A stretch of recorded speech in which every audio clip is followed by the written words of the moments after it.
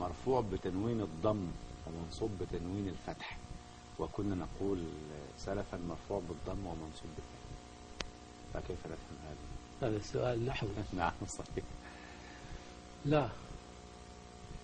لا يصح مرفوع بتنوين الضم أصلا مرفوع بالضم، هو أصلا علامة رفعه الضمة أصلا، وعلامة نصبه الفتحة، وعلامة جره الكسرة.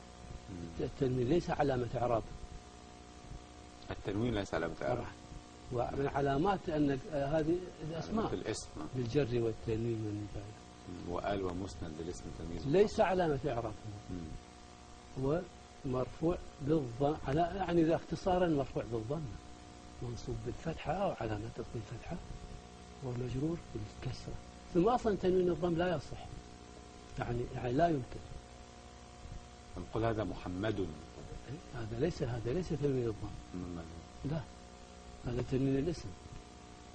أوضح المسألة يا ليت، يعني ولو احنا لا راح ندخل في النحو، يعني حتى نتعلم لو كله متصل بالقرآن. أنت قلت ماذا هذا؟ شنو؟ هذا محمد.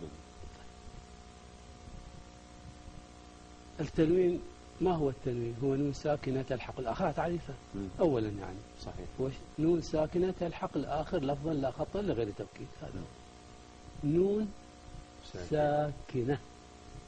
الضمة حركة ولا سكون؟ الضمة حركة. طيب كيف هو يقول ساكن؟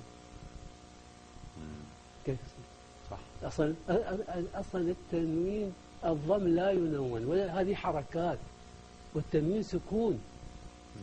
هذه مسألة. المسألة الأخرى، تعرف الكتابة العروضية يعني؟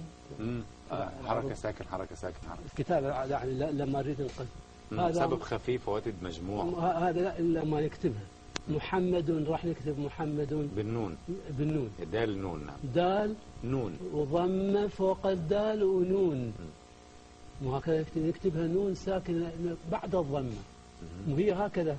الكتابة العروضية النطق هو أن تكتب ما ينطق، وهكذا محمد النون هي بعد الضمة تأتي، فكيف تنوينه؟ هو بعده. صح، هي بعده. صح صحيح.